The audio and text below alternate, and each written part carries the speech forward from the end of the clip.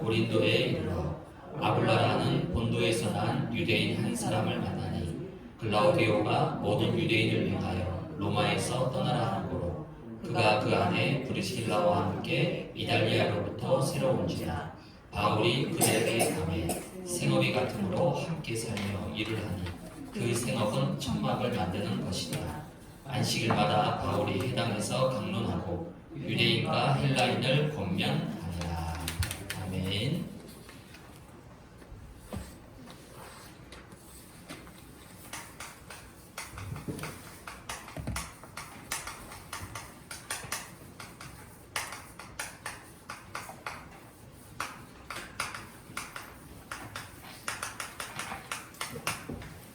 네, 오늘은 만남의 축복과 치유입니다. 이번 수요 예배는 우리가 다섯 기초를 가지고 조금 기본 메시지를 중심으로 이렇게 다시 조금 말씀을 확인하는 시간을 가지고 있습니다. 오늘은 이제 만남의 축복인데 내 인생의 최고의 만남의 축복이 뭘까요? 물론 여러 가지가 있을 겁니다. 근데 우리 인생의 최고의 만남의 축복은 바로 그리스도를 만나요. 그리스도와의 만남을 통해서 하나님이 저와 여러분에게 구원이라고 하는 엄청난 축복을 주시는 거예요. 이건 하나님의 선물입니다. 혈과 육이 아니에요. 내 의도 열심도 아닙니다. 하나님의 일방적인 은혜로 이 구원이라는 그리스도와의 만남을 통해 주신 거예요. 구원이 뭐냐면 신분이 바뀌는 거예요. 요한복음 8장 44절에 너희 아비 마귀에서 요한복음 1장 12절 예수 그리스도를 영접해서 하나님의 자녀로 신분이 바뀐 거예요. 신분은 절대 내 열심과 노력으로 종교로 율법으로 절대 바꿀 수 없는 거예요. 이건 운명입니다. 근데 예수를 영접하는 순간 사단의 영이 떠나가고 우리 속에 하나님의 영이 임해서 하나님의 자녀로 바뀐 거예요. 특별히 에베소서 2장 3절에 보니까 본질상 진노의 자녀였어요. 망할 수밖에 없어요. 실패할 수밖에 없습니다. 인격, 실력 아무 상관없습니다. 본질상 망할 수밖에 없는 진노의 자녀였단 말이에요. 여기서 하나님이 기적적으로 나를 하나님의 자녀로 삼아주신 겁니다. 하나님 자녀 정도가 아니라 이번 주일 본단이죠. 고린도서 3장 16절에는 뭐라고 합니까? 너희가 하나님의 성전이다. 너희 속에 하나님의 성령이 계시는 것을 왜 알지 못하느냐? 하나님의 성전, 교회로 나를 삼으셨어요. 그리고 나를 통해서 이제는 빛의 성전, 우리 가정이 교회요. 내가 있는 직장과 생업이 현장이에요. 내가 살고 있는 지역과 현장이 뭐라고요? 교회가 되는 거예요. 이런 어마어마한 신분의 축복을 우리에게 주셨습니다. 또한 구원이라는 것은 소속도 바뀌었습니다. 어디가 소속이에요? 우리의 소속은 빌립보서 3장 20절에 보니까 우리의 시민권이 어디 있다고요? 하늘에 있는지라. 비록 육을 가졌으니까 우리의 소속은 땅에 살고 있습니다. 그러나 우리의 진짜 시민권은 어디 있다고요? 하늘에 있는지라. 골로새서에 보면 위의 것을 바라봐라. 왜? 하늘나라 백성이니까. 하나님 나라 소속이고 하나님의 나라의 다스림과 통치를 받는 사람들. 그래서 그 누구도 우리를 건드릴 수가 없는 거예요. 우리는 세상 사람들, 세상 불신자에 따라서 우리 인생이 왔다 갔다 하는 게 아닙니다. 우리 인생이 하나님 나라에 속해 있는 사람. 우리 가정은요, 하나님 나라의 다스림과 통치를 받는 거예요. 아무리 사단과 흑암이 역사에도 영향을 미치지만은 절대 좌지우지할 수 없습니다. 왜? 우리는 하나님 나라에 속한 사람들입니다. 소속이 바뀐 거예요. 그리고 배경도 바뀌었습니다. 우리의 배경이 어디입니까? 에베소서 2장 6절에 보니까 또 함께 일으키사 그리스도 예수 안에서 함께 하늘에 앉히신다. 우리를 하늘에 앉히신다는 거죠. 즉 하나님 나라 보좌에 우리를 앉히시는, 즉 우리의 배경이 뭐라고요? 보좌입니다. 보좌가 우리의 배경이에요. 저 어마어마한 하늘나라 천국의 그 보좌가 우리의 배경이 된다는 거예요. 하늘나라의 보좌가 내 안에 임해 있는 거예요. 이런 어마어마한 축복을 우리에게 배경으로 주신 겁니다.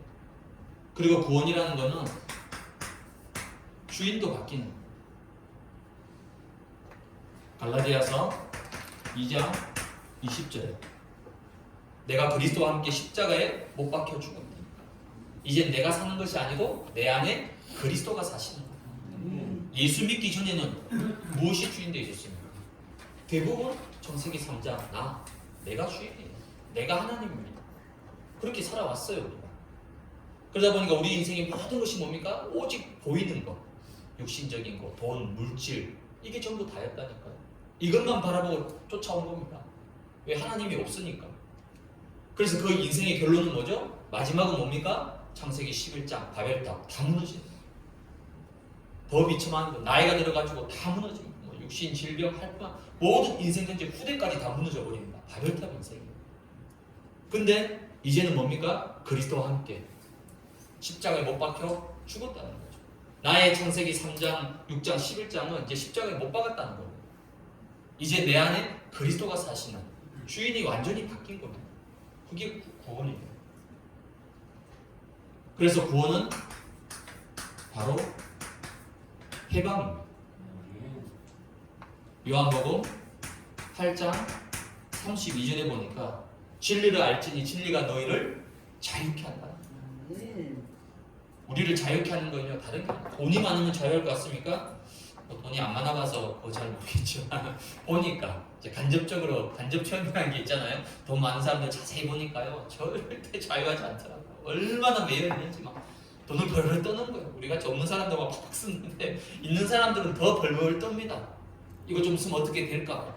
그 많은 돈을 쌓아놓고도요, 벌벌 떠는 거예요. 돈이 우리를 자유케 합니까? 권력이 우리를 자유케 합니까? 권력이 자유롭다면 모든 권력자들이 해방받고 살아야 되는데 지금 어디 있습니까? 대통령 되고 나면 가는 코스가 있잖아요. 다 갇혀 있습니다. 권력이 정말 자유케 하는 겁니까?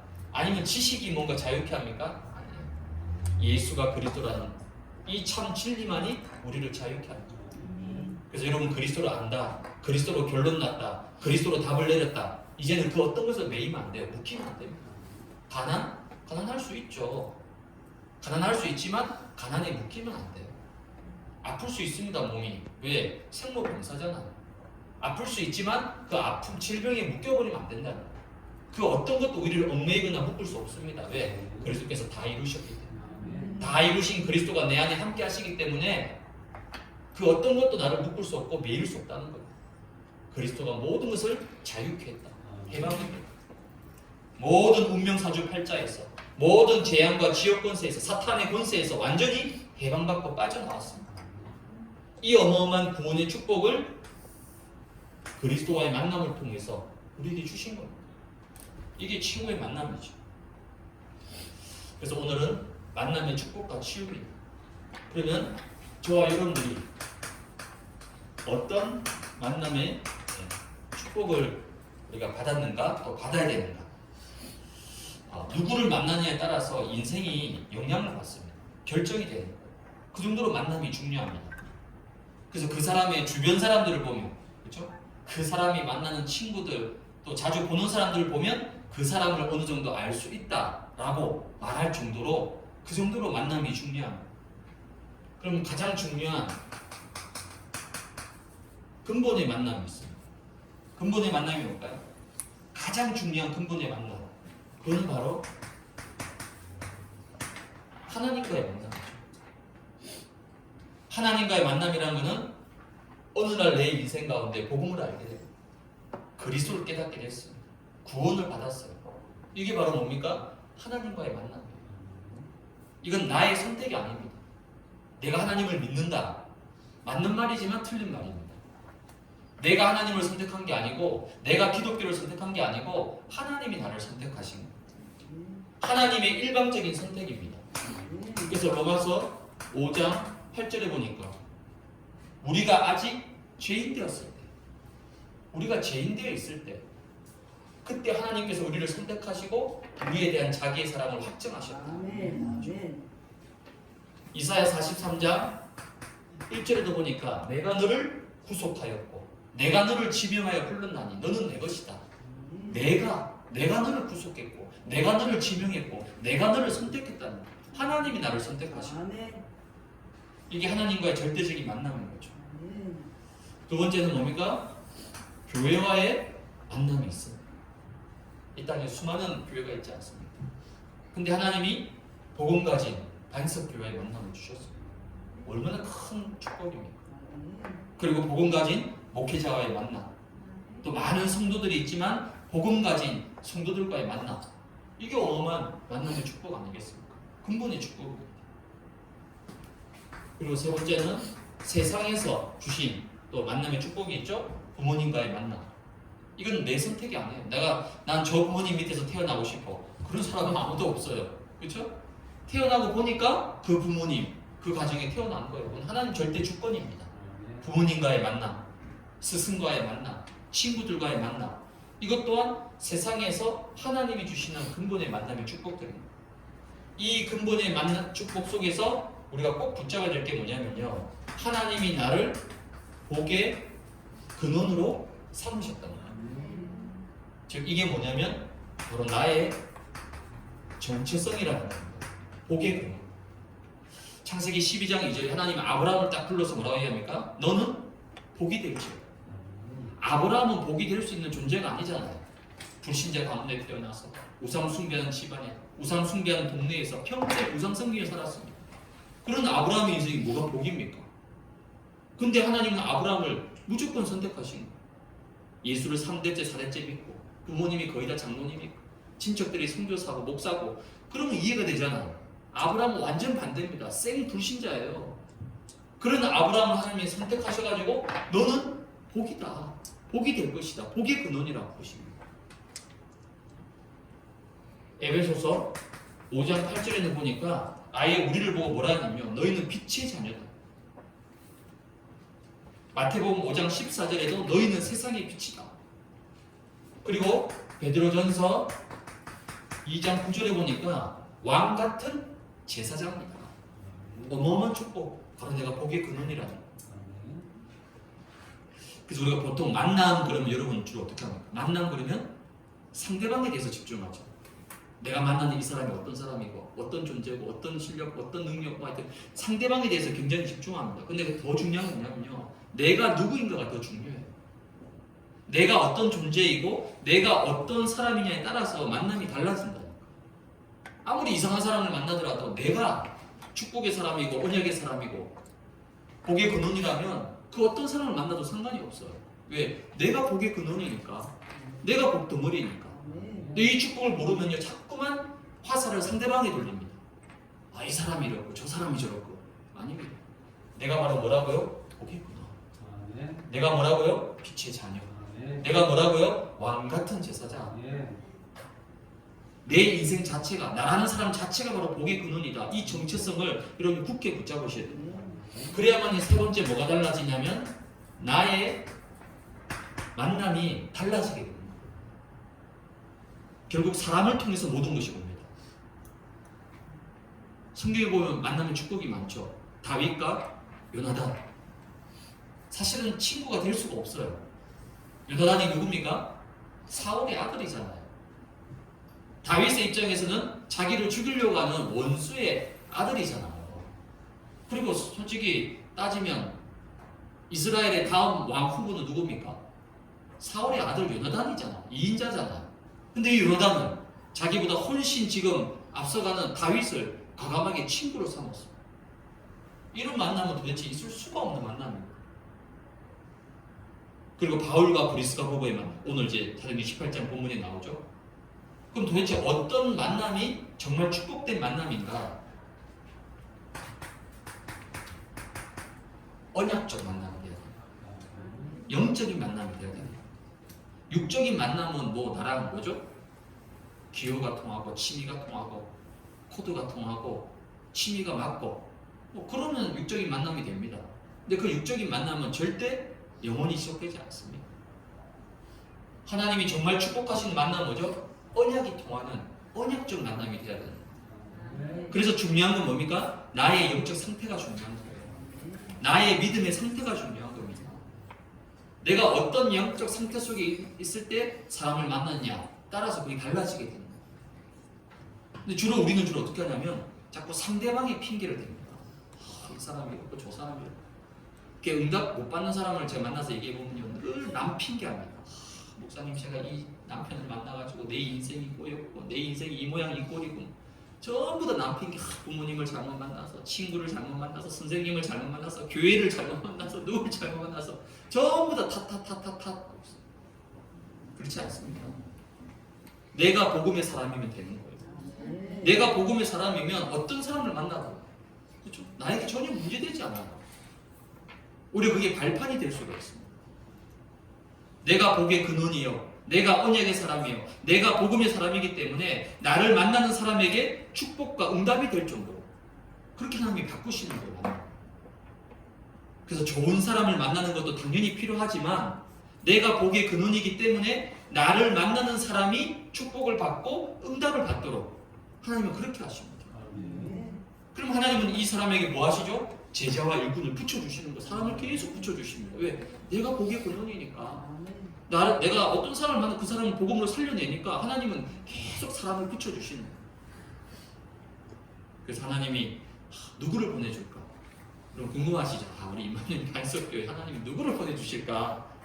그것도 물론 기도해야 되지만 더 중요한 건 뭐죠? 여기 있는 여러분들이 먼저 응답을 누리고 증인이 되면 됩니다. 그러면 사람은 하나님이 알아서 다 보내주십니다. 그건 전혀 걱정할 필요가 없어요. 그래서 만남의 축복 여러분 그대로 누리시길 바랍니다. 두 번째는 만남을 통한 치유입니다. 만남의 대상은 주로 사람이잖아요, 그렇죠? 사람. 뭐 동물과의 만남이 여러분 인생에 영향을 미치고 어떤 뭐 물건과의 만남도 물론 있을 수 있겠지만 결정적인 것은 사람을 통해서 모든 응답과 축복이 다 오게 됩니다. 그게 하나님의 방법이에요. 사람과의 만남입니다. 그래서 인류의 첫 만남 누구죠? 아담과 하와의 만남. 근데 이 아담과 하와의 만남이 뭡니까? 결국은 창세기 3장의 이 어마어마한 문제의 출발점이 됐고 또 한편으로 동시에 복음의 출발점이 됩니다. 이 정도로 만남이 중요합니다. 근데 우리는 주로 뭘 통해서 상처와 어려움을 겪습니까? 사람 때문이에요. 그러니까 사람을 통해서 응답도 축복도 오지만 또 반대로 사람을 통해서 아픔도 오고 상처도 오고 낙심도 오고 주로 사람 때문에 모든 것이 다 사람이 통로라는 거예요. 오늘 사도행전 18장에 보니까 누가 나옵니까? 바울과 브리스가 부부가 나와요. 이 바울과 브리스가 부부가 가장 인생에 제일 어려울 때 만났어요. 브리스가 부부는 어떻습니까? 로마에서 추방당했어요. 그냥 남편 아굴라가 유대인입니다. 그 브리스길라는 로마 사람이에요. 그 로마에 살고 있었는데 갑자기 글라우디아가 뭐라 얘기하냐면 로마에서 태어나지 않은 사람은 로마를 떠나라 추방령을 내리고. 그럼 졸지에 이제 브리스길라는 자기 고향과 모든 걸 다 버리고 남편 때문에 남편이 유대인이니까 로마에서 강제로 쫓겨나는 거예요. 그럼 보통 같으면 어떡하겠습니까? 아이고 내가 이 사람을 잘못 만나 내 인생이 이렇게 막 충분히 그럴 수 있잖아요. 왜?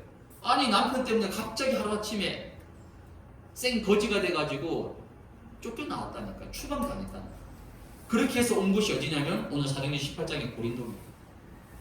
그리고 바울은요 그 전에 사도행전 17장에 보면 바울이 처음으로 실패라고 할 수는 없지만 실패한 곳이 아덴입니다.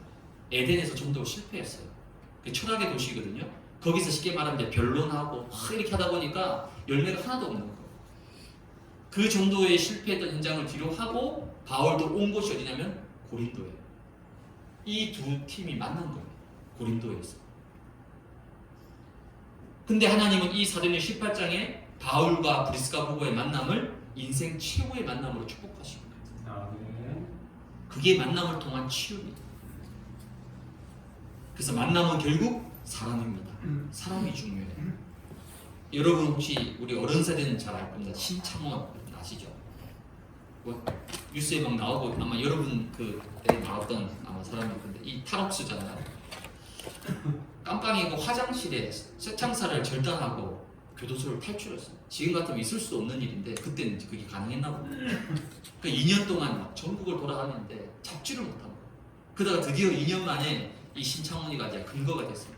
그런 다음에 이 사람이 감옥에서 자서전을 썼어요.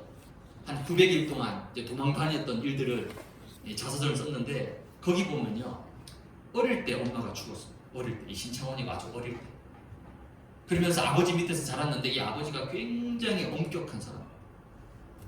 너무 엄격해가지고 이 신창원이가 다 혼나고 야단받고 굉장히 불우한 어린 시절을 보낸 겁니다. 근데 그 책에 보면요, 왜 강도, 살인, 탈옥수가 됐는가, 그 하나 계기가 있습니다. 초등학교 5학년 때 너무 가난해가지고, 그렇죠? 어머니 일찍 잃었죠. 아버지 혼자니까 얼마나 가난하겠습니까? 가난해가지고 그때 이제 국민학교죠. 육성회비를 못 냈어요. 저도 초등학교 때 육성회비 냈거든요. 그 육성회비를 못 낸 거예요. 그 선생님이 부른 거 이름 불러가지고 너 나와 그래가지고요, 나오자마자 머리를 칩 박으면서요 욕을 한 거예요. 이 새끼야, 응? 돈 안 가져왔는데 왜 학교 오냐고, 빨리 꺼지라고, 집에 가라고. 이때 그 책에 보면요, 자기 마음속에 그때 악마가 생겼다. 그때 만약에 선생님이 그래 그럴 수 있지, 얼마나 힘들면 그렇겠냐 이렇게 위로하고 용기를 줬다라면 과연 이 신창원의 인생이 이렇게 됐을까요? 그만큼 이게 중요한 거예요. 만남을 통한 누구를 만나느냐에 따라서 이 부분이 달라지게 되는 거예요. 그래서 우리가 만남을 통한 치유 뭘 해야 되냐면요, 생각 치유. 갈등과 분쟁은 결국 어디서 나올까요? 서로 자꾸 부딪히고 싸우고 뭔가 마음이 틀어지고 어디서 나오죠? 결국은 자기 기준이에요. 자기 기준, 자기 주장이에요. 즉 창세기 3장의 나 중심이에요. 다 자기 주장만 하고 다 자기 기준만 내세우니까 부딪힐 수밖에 없죠. 갈등이 일어날 수밖에 없는 거예요. 그러니까 내 안에 있는 이 고정관념, 편견, 이 생각을 조금만 바꾸면 돼요. 조금만 내려놓으면 됩니다. 그래서 왜 이 사람을 하나님이 만나게 하셨을까? 이걸 한 번만 생각해 보시면 돼요. 내 기준에서 말고, 내 입장에서 말고, 내 관점에서 말고, 하나님의 기준에서, 하나님의 말씀 속에서 왜 이 사람을 만나게 하셨을까? 왜 이 사람을 보게 하셨을까? 사람들은 주로 어떻게 하죠? 이익을 보려고, 자기 욕심, 동기 때문에 사람을 이용하잖아요. 그래서 주로 상처받습니다. 사람은. 왜 상처받죠? 뭔가 얻어내려고 하는 거예요. 그래서 이 세상에는 두 종류의 사람밖에 없습니다. 하나는 뭐냐면 내가 정말 기도해 줘야 될 사람. 또 하나는 뭘까요? 나로 하여금 기도하게끔 만드는 사람이 있어요. 두 가지 종류밖에 없습니다. 근데 제가 경험상 주로 나로 하여금 기도하게끔 만드는 사람들이 굉장히 많더라고요. 기도 안 하면 안 될 만큼. 이게 하나님의 방법이신 것. 뭐 하려고요? 나를 치유하시려고. 실은 나를 힘들게 만드는 사람, 나를 어렵게 만드는 사람 있을 수 있거든요. 하나님은 이런 사람을 통해서 뭐 하냐? 제일 먼저 나를 치유하시는. 저 사람이 왜 저래? 아니 저 인간은 왜 저래?가 아니라 하나님은 나를 치유하시려고. 나에 대한 계획이 더 크다는 겁니다. 요셉과 형들을 보세요. 만약에 요셉과 그 베드라 형들이 너무 막 사이좋게 너무 잘 지냈다. 요셉이 애굽에 갔겠습니까? 그 아버지 품에서 형들하고 잘 지내면서 그냥 쿵짝쿵짝 잘 지냈겠죠. 그럼 세계복음만 237복음만 전혀 할 수 없는 거예요. 하나님이 굳이 형들을 악역으로 사용해가지고 요셉을 들쑤신 거예요. 치유하신 거죠. 보디발의 아내도 보죠. 만약 요셉이 보디발 집에 가서 그 아내한테 사랑을 받고 잘 섬기고 이렇게 막 좋은 관계가 됐다. 평생 가정 총무해야 됩니다. 요셉은 그런 신분이 아니잖아요. 그래서 여러분들이 사람을 통해서 뭐 하는 거죠? 하나님의 음성을 듣는 거예요. 분명히 아닌 말이고 틀린 말인 것 같은데도 하나님이 그 말을 듣게 하신 이유가 있다니까. 그걸 생각해 봐야 됩니다. 그러려면 뭐 해야 됩니까? 내 생각을 내려놔야 돼요. 내 기준을 내려놔야 돼요. 나라고 하는 이 창세기 3장의 틀을 내려놓지 않으면 계속 부딪힐 수밖에 없는 거예요. 심지어 다윗은 어떻게 했습니까? 저 시므이가 과연 왕하고 상대가 됩니까? 근데 시므이가 다윗을 하면서 저주를 퍼붓잖아요. 근데 다윗이 그때 옆에 있는 충신이 가서 단칼에 베어버리겠다니까 다윗이 뭐라고 합니까? 그렇게 하지 말라고. 왜? 하나님이 하게 하신 거 아니야. 하나님이 허락하신 거 아니야. 저 같으면요, 그래 당장 가서 목을 베라고 할 텐데 다윗은 그렇게 할 필요 없다. 하나님이 하시는 소리가 아니냐. 이만큼 다윗은요 큰 사람입니다. 여러분이 조금만 내 생각, 내 기준, 내 관점, 내 주장 내려놓으면 많은 부분을 살릴 수가 있어. 두 번째 만남의 치유는 관점 치유. 관점이라는 것은 눈을 얘기하는 거죠. 눈. 사람 보는 눈, 만남을 보는 눈. 사람을 도대체 어떤 눈으로 봐야 되겠어요?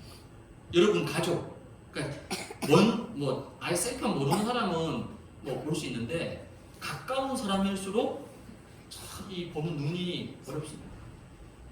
남한테는 굉장히 관대한데 가까운 사람한테는 굉장히 철저합니다. 우리 반대로 해야 되거든요.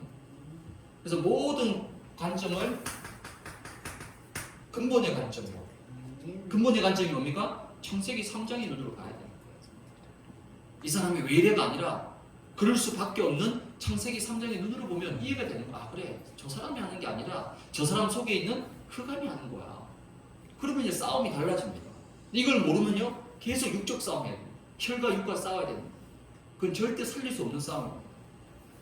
모든 것을 복음의 눈으로, 그리스도의 눈으로. 그러면 이해 못할 사람은 없습니다. 그래서 하나님의 복음의 눈으로 모든 만남을 보고 모든 사람을 보게 되면 그 속에 뭐가 보이죠? 하나님의 절대 계획을 발견합니다. 바로 이 사람을 살리라.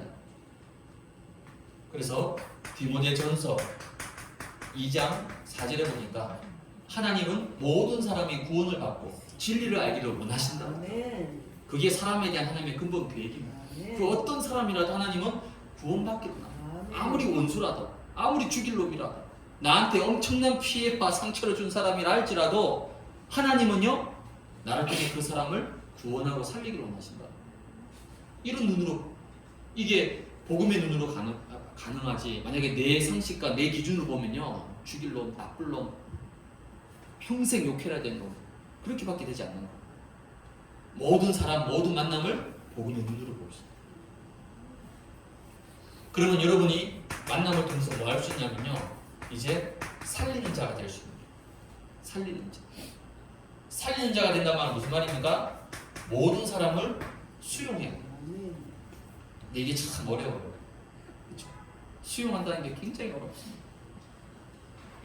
무조건 우리는 틀렸다 생각해요. 틀린 게 아니라 뭐죠? 좀 다른 거예요. 좀 특별한 겁니다. 하나님이 이 사람 좀 특별하게 만드셨어요. 근데 하나님의 그 특별함을 우리 나하고 안 맞으니까 틀렸다라고 정죄해버리는 거예요. 그게 수용을 못하는 거예요. 수용. 다윗은 그 어떤 사람도 수용해버렸어요. 요셉 수용했습니다. 총리가 돼서 지금 형들이 무릎을 꿇었습니다. 완전 복수의 기회가 왔잖아요. 말 한마디면 다 목을 날릴 수 있는 자리입니다. 근데 다윗, 요셉이 뭐라고 얘기합니까? 형들이 나를 판 게 아니다. 하나님이 생명을 구원하시려고 당신들보다 나를 먼저 앞서 보내셨다. 형들을 수용해버린 거예요. 형들을 품어버린 거예요. 그게 요셉의 그릇이에요. 다윗도 마찬가지입니다. 장남이 반란을 일으켰잖아요. 남도 아니고 자기 핏줄이 아버지를 죽이고 왕이 되겠다고. 다윗이 붙으면요 100번 이깁니다. 근데 다윗이 안 싸웠어요. 도망쳤습니다. 피했습니다. 왜요? 살리려고. 사울을 죽일 수 있는 기회가 몇 번이나 있었잖아요. 동굴에서도. 그래서 어떻게 합니까? 안 죽이고 옷자락만 살짝 베고 나옵니다. 죽일 수 있는데 그럼 얼마나 편하게 살 수 있습니까? 근데 손대지 않습니다. 왜? 하나님이 세운 왕이기 때문에. 수용해버립니다. 원수도, 나와 반대되는 사람도, 나를 대적하는 사람도, 나랑 부딪히는 사람도 복음으로 수용해버립니다. 그게 여러분 살리는 길입니다. 상대방도 살고 나도 사는 길입니다. 이게 수용이에요. 근데 이거는 복음, 내 인격으로 할 수 없는 거예요. 아니 내 인격으로 내 수준을 어떻게 원수를 수용합니까? 나를 상처 준 사람을 어떻게 수용합니까? 그건 내 힘으로 내 인격으로 안 되는 거예요. 오직 복음의 능력으로, 오직 그리스도의 능력으로. 수용만 해서는 안 돼요. 여러분 수용만 하면 어떻게 되죠? 나중에 병납니다. 병. 속에서 골마 썩어져요. 수용만 하면. 우리는 수용만 하는 게 아니라 뭐합니까? 초월해야 돼요. 초월해야 돼요. 그래, 내가 이 사람을 뭐 맞다 틀리다 그걸 할 필요 없다는 거죠. 그건 하나님이 하나님께 맡겨버려야 된다는 거예요. 근데 하나님께 안 맡기고요. 고이고이 접어가지고 주머니에 탁 넣어놨다가 언젠가 내가 이거 꺼내가지고 그러면요 그 사람 속이요 병들어 시커멓게 골마 터집니다. 초월 하나님 절대 조건 하나님이 하실 것이다. 나는 내 응답과 축복을 향해서 나가는 거예요. 모든 걸 초월하는 거예요. 그리고 답을 줘야 됩니다. 이게 사람 살리는 거예요. 그 제가 예전에 그 뭐 가끔씩 뭐 이렇게 이제 연애 특강 청년들 뭐 그런 부탁이 들어오면 항상 하는 얘기가 있어요. 우리 요즘 이제 노처녀 노총각이 많잖아요. 뭐 33~4살은 기본이잖아. 이 노총각 노처녀들이 왜 결혼을 못하냐? 자꾸 좋은 사람만 만나려고 하는 거야.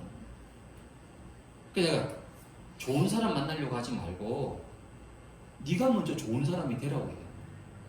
네가 먼저 좋은 사람이 되면 좋은 사람을 만나게 된다.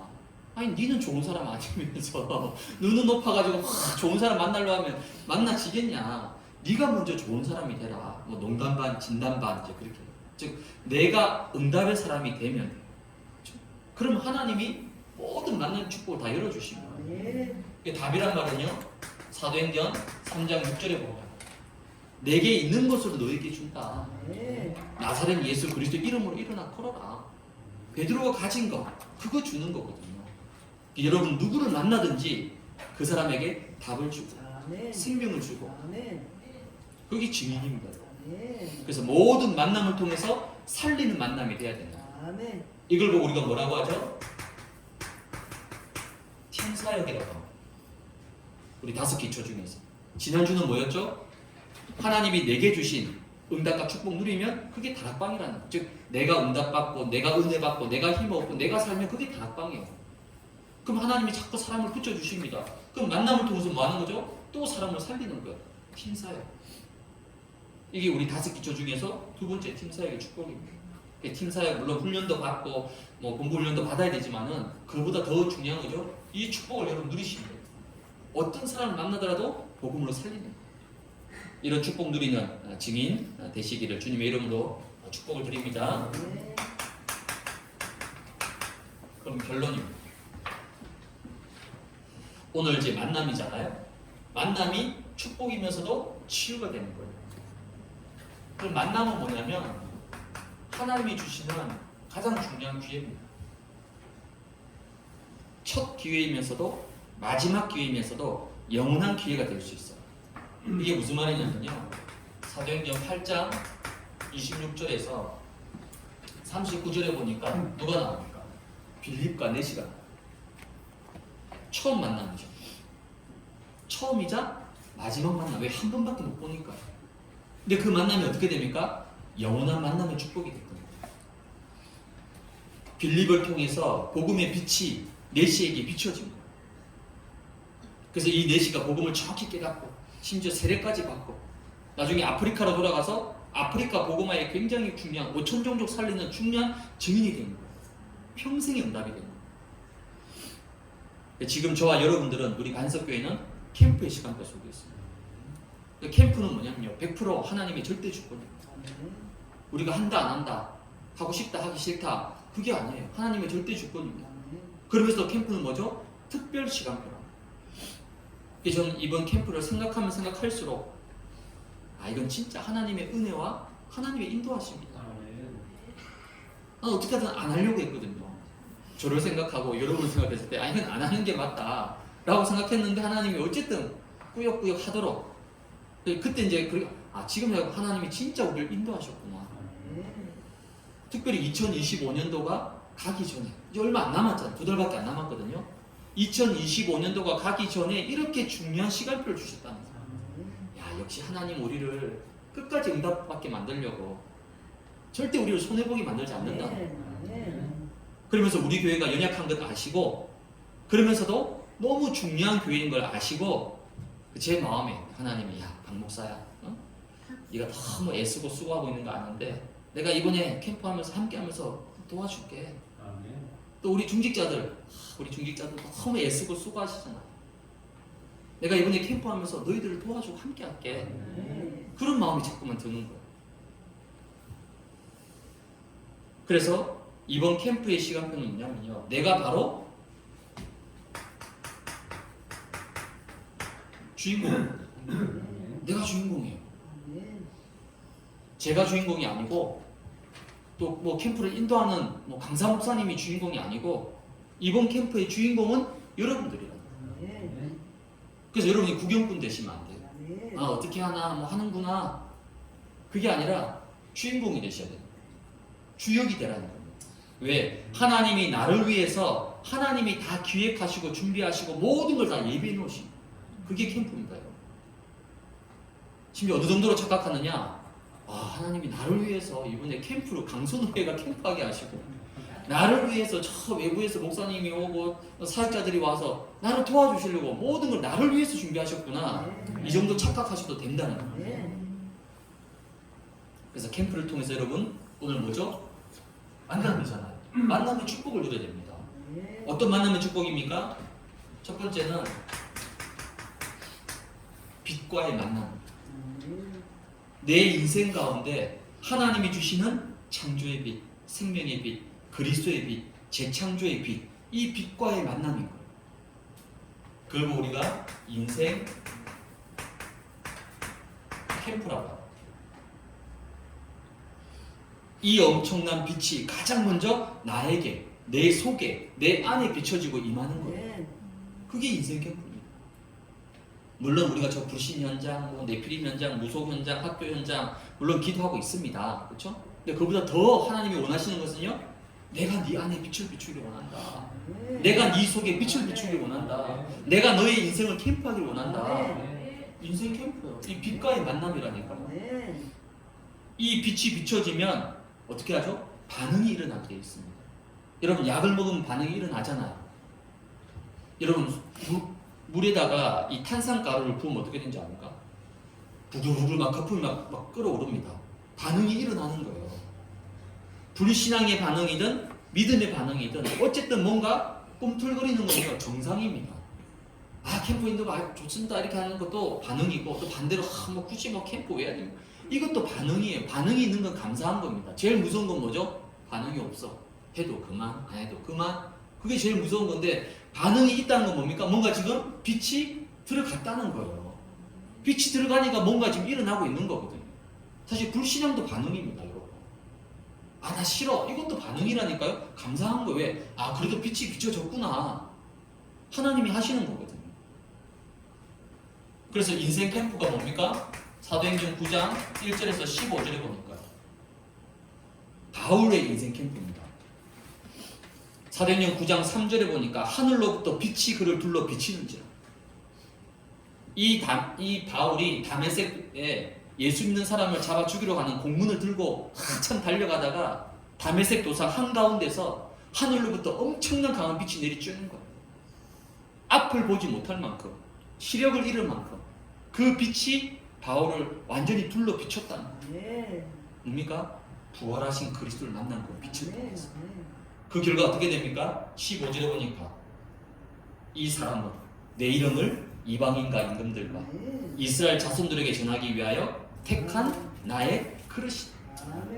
바울의 인생을 180도 완전히 뒤집어 버리시는 그게 인생 캠프예요.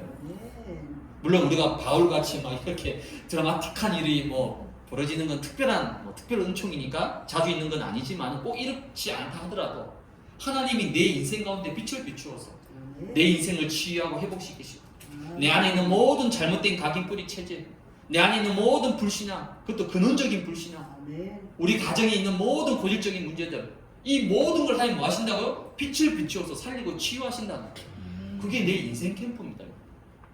내 인생의 담에색 얼마나 감사합니까? 하나님은 이 응답 주기를 원하십니다.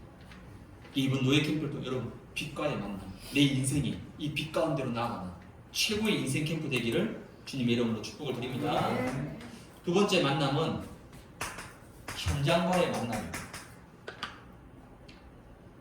사실 여러분 현장 그러면 좀 그래도 아직까지 좀 부담되고 좀 두렵기도 하고 막막하기도 하고, 근데 그거는요 내 생각입니다. 내 틀이에요. 내 기준입니다. 하나님이 분명히 나를 위해서 준비해 놓으신 현장이 있습니다. 하나님이 준비하신 현장 어디입니까? 그게 바로 자기 캠프예요. 제일 중요한 현장은 어딜까요? 내가 있는 현장. 우리 가정, 우리 가문, 우리 후대, 내가 일하는 곳, 내가 살고 있는 지역, 사실 거기가 제일 중요한 현장입니다.